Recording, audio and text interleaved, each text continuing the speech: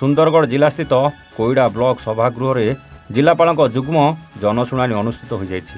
ଏହି ଶୁଣାଣିରେ ସୁନ୍ଦରଗଡ଼ ମୁଖ୍ୟ ଉନ୍ନୟନ ଅଧିକାରୀ ତଥା ଜିଲ୍ଲା ପରିଷଦ କାର୍ଯ୍ୟନିର୍ବାହୀ ଅଧିକାରୀ ସୁରଞ୍ଜନ କୁମାର ସାହୁଙ୍କ ଅଧ୍ୟକ୍ଷତାରେ ଜନସାଧାରଣଙ୍କ ବିଭିନ୍ନ ଆପତ୍ତି ଅଭିଯୋଗ ଶୁଣାଣି କରିବା ସହିତ ପ୍ରତ୍ୟକ୍ଷରେ 5 ଗୋଟି ଅଭିଯୋଗ ବିଚାର କରି ସମାଧାନ କରିଥିଲେ।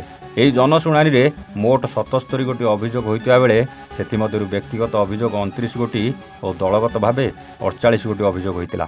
ଦଳଗତ ଅଭିଯୋଗ ମଧ୍ୟରେ ରାସ୍ତା ନିର୍ମାଣ ଓ ମରାମତି, ବିଦ୍ୟାଳୟରେ ହଷ୍ଟେଲ ନିର୍ମାଣ ଓ ମରାମତି, ଷ୍ଟ୍ରିଟ୍ ଲାଇଟ୍ର ଆଲୋକୀକରଣ ଓ ବିଦ୍ୟାଳୟଗୁଡ଼ିକରେ ଖାଲି ପଡ଼ିଥିବା ଶିକ୍ଷକ ନିଯୁକ୍ତି, ଖେଳ ପଡ଼ିଆ, ପାନୀୟ ଜଳର ବ୍ୟବସ୍ଥା ଉପରେ ସାମୂହିକ ଭାବେ ଅଭିଯୋଗ ଆସିଥିଲା।